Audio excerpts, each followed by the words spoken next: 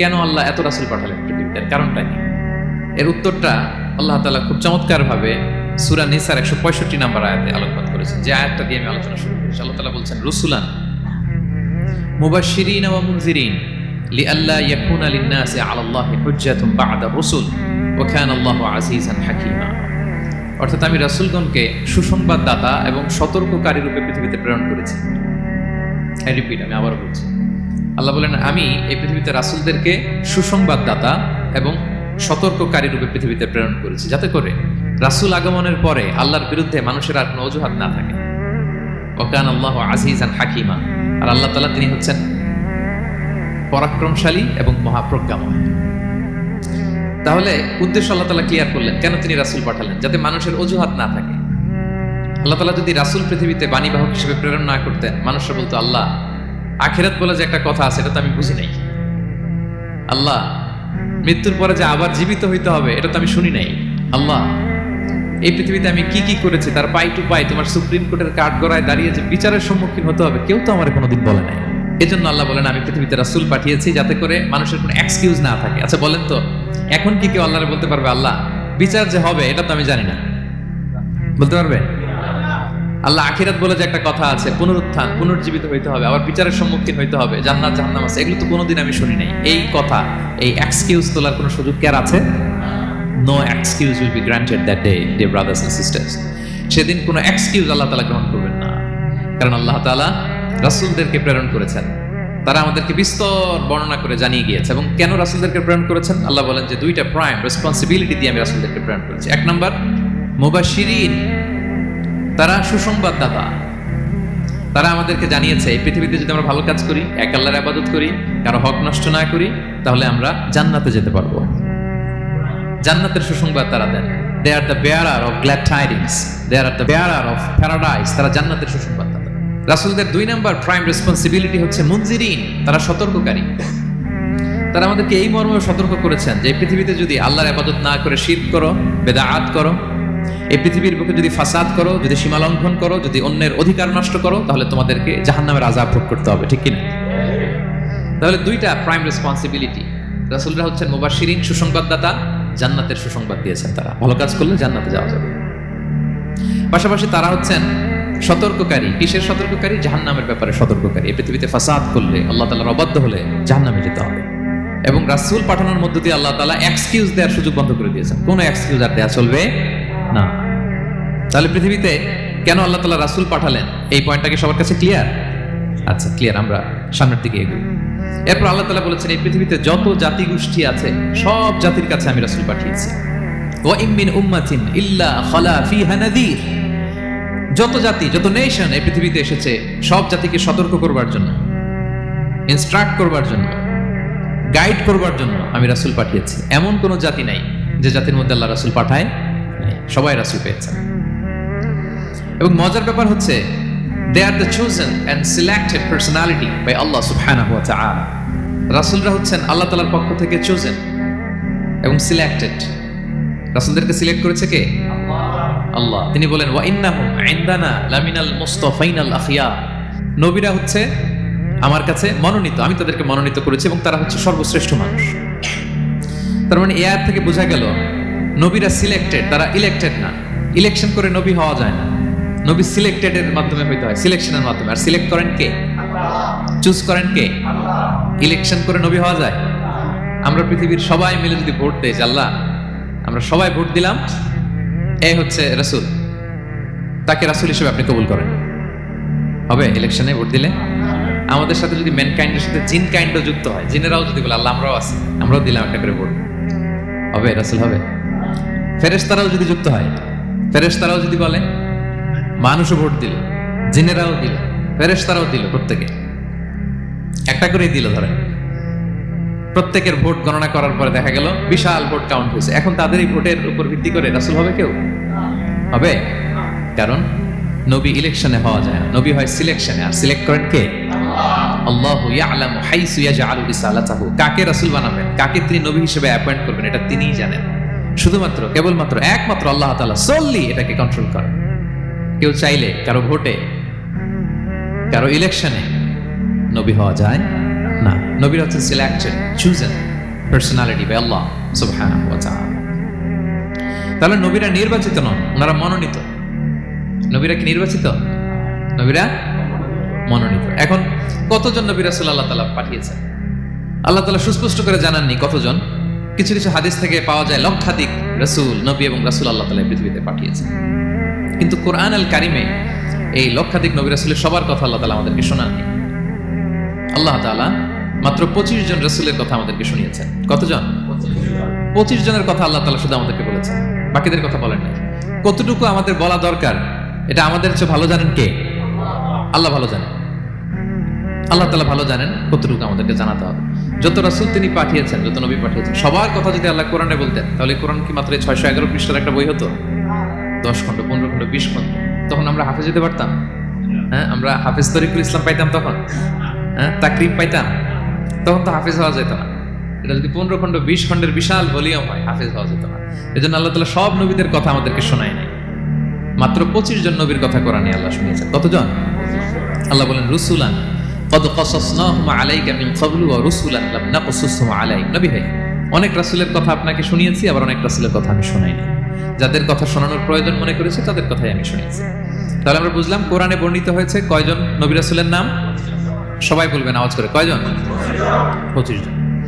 এবং এই 25 জন নবীর মধ্য থেকে 6 জনের নামে আল্লাহ 6টা সূরা ডেডিকেট করেছেন কোরআনে। 6টা সূরা উৎসর্গ করেছেন। সূরা ইউনুস, সূরা ইউসুফ, সূরা ইব্রাহিম, সূরা মুহাম্মদ, সূরা নূহ, সূরা হুদ। 6 জন নবী। কয়জন নবী? 6 নবীর নামে আল্লাহ তাআলা 6টা সূরা ডেডিকেট করেছেন। এবং এই যত নবী আল্লাহ তাআলা পাঠিয়েছেন সব নবীর উপর ঈমান আনা আবশ্যক। হ্যাঁ, it's compulsory to believe in every messenger sent by আল্লাহ সুবহানাহু ওয়া তাআলা। টু ভ্যালিডেট আওয়ার ফেথ, আমাদের ঈমানটাকে প্রিজার্ভ করার জন্য সব নবীর উপর আমাদের ঈমান আনতে হবে। সব নবী। আমরা যে ঈমান আনি, ঈমানে মুফাসসাল, যেখানে 7টা বিষয়ের উপর বিস্তারিত ঈমানের যে ঘোষণা আমরা দেই, আমরা তো বলি যে ঈমান একটা মুজমাল আর একটা কি মুফাসসাল। ঈমানে মুফাসসালে 7টা বিষয়ের প্রতি ঈমান আনতে হয়। আমানতু বিল্লাহি ওয়া মালাইকাতিহি ওয়া কুতুবিহি, তারপরে ওয়া রুসুলিহি, পাইছেন? ওয়াল ইয়াউমিল আখিরি ওয়া বিল কদরি খাইরিহি ওয়া শাররিহি মিনাল্লাহি তাআলা ওয়াল বা'সি বা'দাল মাউত। এই 7টা বিষয়ের উপর বিস্তর ঈমান আমাদের আনতে হয়। এই 7টার মধ্যে রাসূলদের ব্যাপার আছে না নাই? রাসূলদের উপর ঈমান আনতে হবে। যদি না আনি তাহলে আরকানুল ঈমান পূর্ণ হবে না, আমার ঈমান পরিপূর্ণ হবে না। তাহলে রাসূলদের উপর পূর্ণাঙ্গ ঈমান আনা এটা আবশ্যক। এবং এই সকল নবী এবং রাসূলদের একটাই ধর্ম ছিল। ধর্মটার নাম কি? সবাই বলুন, কি নাম? সবার একটাই ধর্ম। সব নবীর একটাই ধর্ম। কারণ আল্লাহর কাছে মনোনীত ধর্ম কয়টা? একটা। ইন্নাদ দীনা ইনদাল্লাহিল ইসলাম। আল্লাহর কাছে মনোনীত একটাই ধর্ম, সেটা হচ্ছে ইসলাম। এই যে ইহুদি বলে, নাসারা বলে, এগুলো ধর্ম না। এগুলো বংশ, গোষ্ঠী, জাতির নাম অনুসারে নামকরণ করা হয়েছে। যেমন নাসারা এসেছে, ঈসা আলাইহিস সালামের মা মারিয়াম ফিলিস্তিনের নাসিরিয়া শহরে জন্মগ্রহণ করেছেন। নাসিরিয়া, ওইখান থেকে আসছে নাসারা। ইয়াকুব আলাইহিস সালামের 10 ছেলে, এই 10 ছেলের মধ্যে থেকে এক ছেলের নাম হচ্ছে ইয়াহুদা। এই ইয়াহুদা থেকে এসেছে ইহুদি। কিন্তু সব নবীর ধর্ম একটা। আওয়াজ করে বলুন তো সবাই, সেটা কি? ইসলাম। সবার ধর্ম একটা ছিল ইসলাম। বিষ্ণু ইসলাম বলেন ওয়াল আম্বিয়াউ ইখওয়াতুন লিআল্লাতিন। সেই বুখারীর বর্ণনা, নবীগণ হচ্ছে একে অন্যের বৈমাত্রেয় ভাইয়ের মতো। বৈমাত্রেয় ভাই মানে মা ভিন্ন কিন্তু বাবা এক, এরকম হয় না? ধরেন আমার বাবা যদি একাধিক বিয়ে করে, তো প্রত্যেক স্ত্রী গর্ভে যদি সন্তান আসে, তো আমরা সবাই তো ভাই, কি বলেন? কিন্তু মা ভিন্ন। মা কি? তবে বাবা এক। নবীদের দৃষ্টান্তটা এরকম। আল আম্বিয়া ও ইখওয়াতুন লিআল্লাহ। নবীরা হচ্ছেন বৈমাত্রেয় ভাইয়ের মতো, তাদের মা ভিন্ন কিন্তু বাবা এক। বিষ্ণু ইসলাম বলেন উম্মাহাতুহুম শাত্তা ওয়া দীনুহুম ওয়াহিদ। তাদের শরীয়ত, তাদের বিধিবিধান এটা ভিন্ন ভিন্ন, কিন্তু তাদের দ্বীন কি? এক, সেটা হচ্ছে ইসলাম। সকল নবীর ধর্মের নাম হচ্ছে ইসলাম। যেমন ইব্রাহিম আলাইহিস সালামের ব্যাপারে আল্লাহ তাআলা বলেন মা কানা ইব্রাহিমু ইয়াহুদিয়ান ওয়ালা নাসরানিয়ান ওয়ালাকিন কানা হানিফান মুসলিমা ওয়া মা কানা মিনাল মুশরিকিন। নবী ইব্রাহিম আলাইহিস সালাম উনি ইহুদিও ছিলেন না, নাসারাও ছিলেন না, উনি একনিষ্ঠ মুসলিম ছিলেন। কি ছিলেন? আল্লাহ নবী ইউসুফ আলাইহিস সালাম উনি সবসময় আল্লাহর কাছে দোয়া করতেন, আল্লাহ তাওয়াফানি মুসলিমান ওয়াল হিকনি বিসসালিহিন। আল্লাহ তুমি আমাকে মুসলিম হিসেবে মৃত্যু দিও আর সৎকর্মশীলদের সাথে অন্তর্ভুক্ত করে নিও। তো উনি মুসলিম না হলে এই দোয়া করতেন, আল্লাহ মুসলিম হিসেবে মৃত্যু দিও। সুলাইমান আলাইহিস সালাম রানী বিলকিসের কাছে একটা চিঠি লিখেছেন। এই চিঠি আবার পাঠিয়েছেন হুদহুদ পাখিকে দিয়ে। হুদহুদ পাখি ঠোঁটে করে এটা কামড় দিয়ে নিয়ে বিলকিসের রাজপ্রাসাদের ভেন্টিলেশনের ভিতর দিয়ে ঢুকে বিলকিস লাঞ্চ করে বিশ্রাম নিতেছিল, এর বুকের উপরে চিঠিটা রেখে ফুরুত করে উড়াল দিছে হুদহুদ। খুলে দেখে অদ্ভুত এক চিঠি, ইন্নাহু মিন সুলাইমান ওয়া ইন্নাহু বিসমিল্লাহির রহমানির রহিম। বিলকিসকে উদ্দেশ্য করে সাল্লাল্লাহু আলাইহি ওয়াসাল্লাম বলেছিলেন, আল্লাহ তাআলু আলাইয়া ওয়াতুনি মুসলিমিন। বিলকিস, অবাধ্য হয়েও না, বাড়াবাড়ি করো না, মুসলিম হয়ে আমার কাছে ফিরে আসো। কোন নবী বলছেন? তো উনি যদি মুসলিম না হতেন, উনি মুসলিম হওয়ার আহ্বান করতেন? প্রিয় ভাইরা, তাহলে সব নবীর ধর্ম একটা, সেটা কি?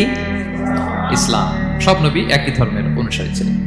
এ পর্যায়ে আমরা কমন প্রফিটিক ফিচার্স, 10টা কমন ফিচার আছে যেটা সব নবীদের ক্ষেত্রে প্রযোজ্য। সব নবীদের ক্ষেত্রে এই ফিচারগুলো পাওয়া যায়। এই 10টা কমন ফিচার নিয়ে আলোচনা করবেন ইনশাআল্লাহ। এই 10টা কমন ফিচারের 1 নম্বর হচ্ছে আল ওয়াহি।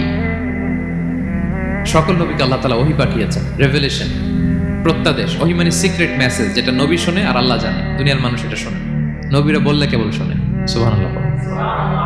সব নবীকে আল্লাহ এই ওহীটা পাঠিয়েছেন, জিবরাইল আলাইহিস সালাম মারফত ওহী পাঠিয়েছেন, অথবা সরাসরি কিতাব পাঠিয়েছেন, কিংবা সহিফা পাঠিয়েছেন। আল্লাহ তাআলা ইরশাদ করছেন, ইন্না আওহাইনা ইলাইকা কামা আওহাইনা ইলা নূহি ওয়ান নাবিয়িনা মিন বা'দ। নবী নূহ আলাইহিস সালামের পরে সব নবীদের কাছে আমি যেমনি ওহী পাঠিয়েছি, আপনার কাছেও আমি এভাবে ওহী পাঠিয়েছি। সব নবীদের কাছে আমি এভাবে ওহী পাঠিয়েছি। সূরা বাকারার শুরুতে মুত্তাকিদের সংজ্ঞা দিতে যে আল্লাহ তাআলা বলেন, ওয়াল্লাযীনা ইউমিনুনা বিমা উনজিলা ইলাইকা ওয়া মা উনজিলা মিন ক্বাবলিক ওয়া বিল আখিরাতি হুম ইউকিনুন।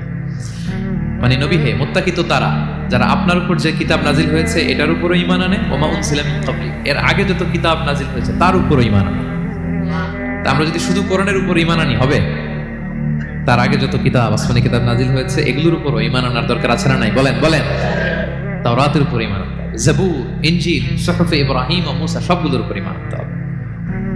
তো এই ওহীগুলো আল্লাহ তাআলা নাজিল করেছেন। তাহলে 1 নাম্বার কমন ফিচার হচ্ছে আল্লাহ তাআলা ওহী পাঠিয়েছেন, সব নবীকে ওহী দিয়েছেন।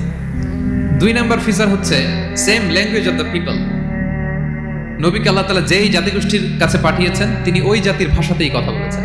ধরেন মালয় এলাকাতে যদি আল্লাহ নবী পাঠান আর ওই নবী যদি আরবিতে কথা বলে, তা আমাদের মালয়েশিয়ান ভাইরা বুঝবে?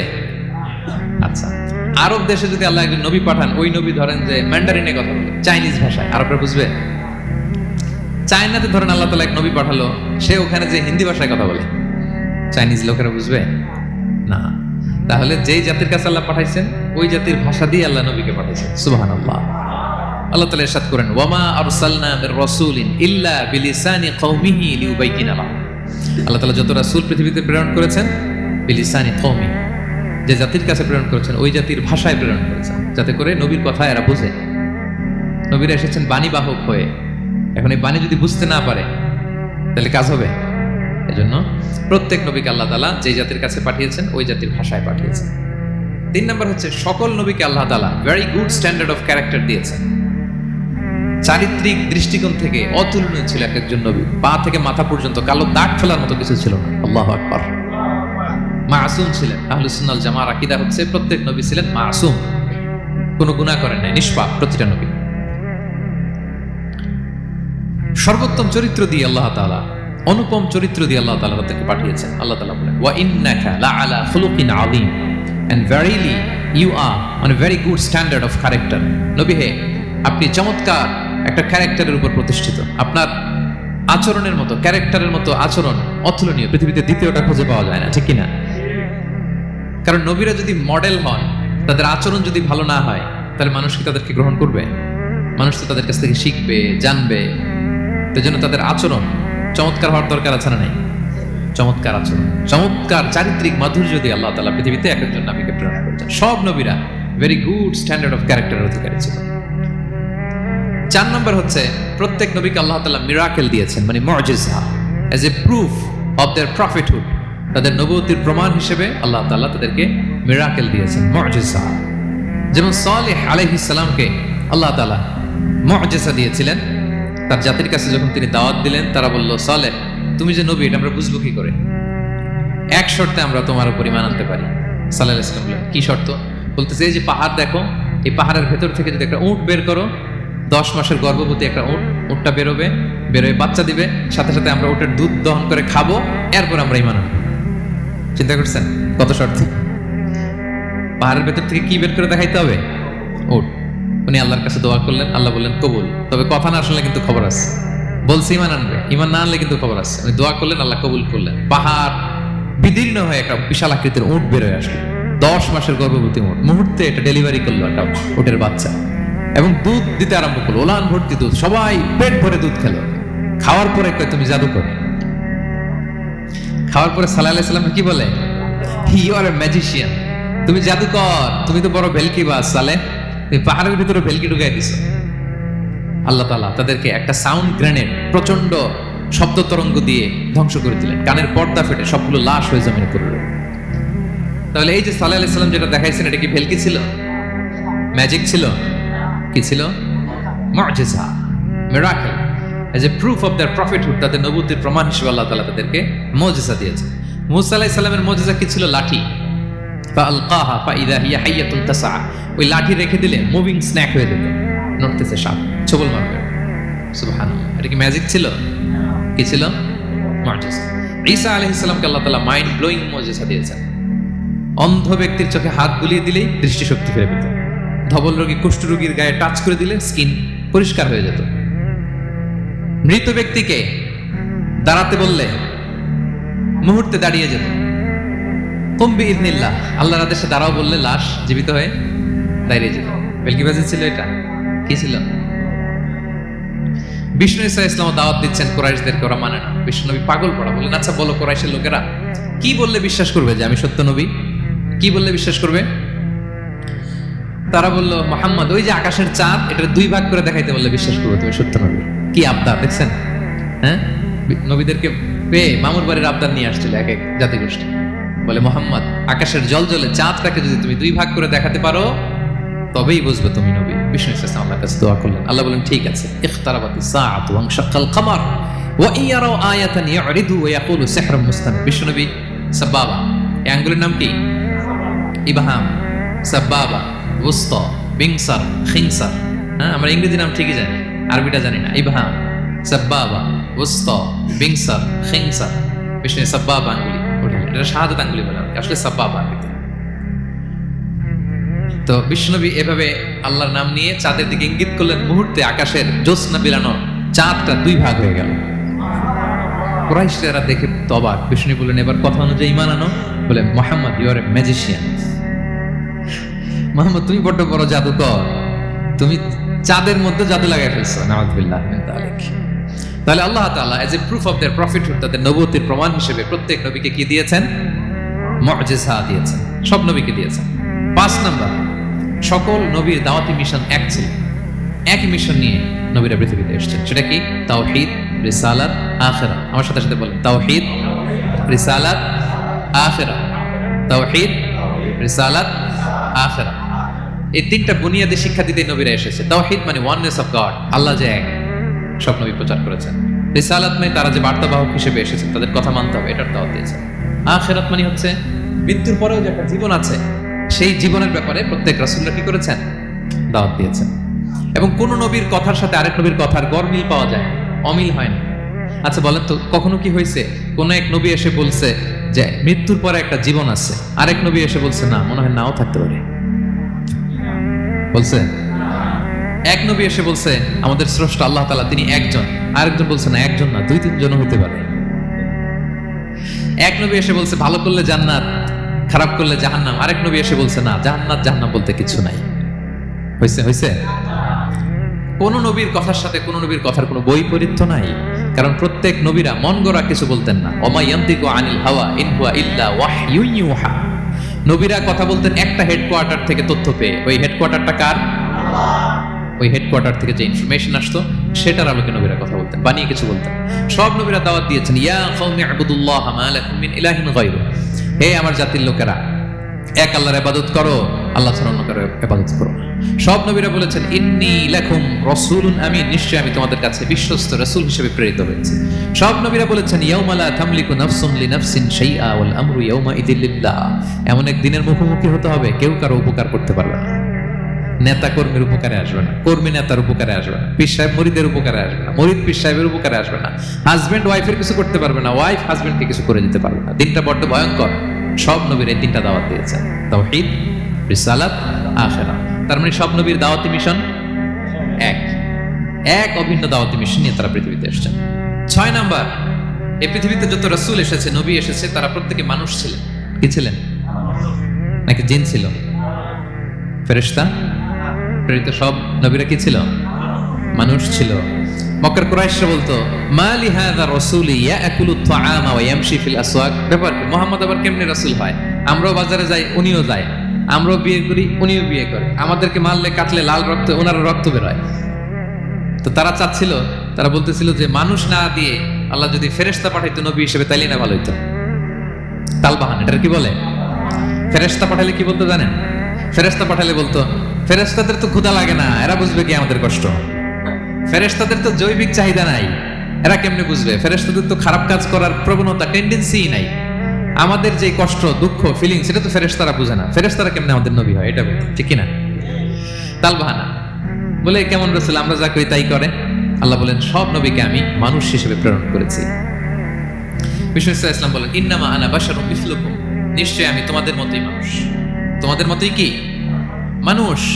তবে পার্থক্য হচ্ছে ইউহা ইলাইয়া, আমার কাছে ওহী আসে, প্রত্যাদেশ আছে আল্লাহ তাআলার পক্ষ থেকে। তাহলে 6 নম্বর যেই কমন ফিচার আমরা জানলাম, আল্লাহর পাঠানো সবগুলো নবী এবং রাসূল তারা কি ছিলেন? সবাই বলুন, তারা কি ছিলেন? মানুষ ছিলেন। 7 নম্বর কমন ফিচার হচ্ছে, আল্লাহর পাঠানো সব নবী এবং রাসূলরা ওনারা পুরুষ ছিলেন। কি ছিলেন? কোন নবী কি নারী ছিল বলেন তো? হ্যাঁ, নারী নবী আছে? নাই। নবী হওয়ার জন্য ম্যাসকুলিনিটি শর্ত, পুরুষ হওয়া শর্ত। কারণ নবীকে অনেক বড় বড় জিনিসের নেতৃত্ব দিতে হবে, মাঝে মাঝে মিলিটারি তৈরি করতে হবে, লিডারশিপ লাগবে, যুদ্ধ পরিচালনা করতে হবে। নারীদের পক্ষে এটা সম্ভব? কঠিন। আমাদের বোনদের অনেক ধরনের দুর্বলতা আছে, তাদের মাসে কিছুদিন তারা আল্লাহর আদেশে অসুস্থ থাকে, ঠিক কিনা?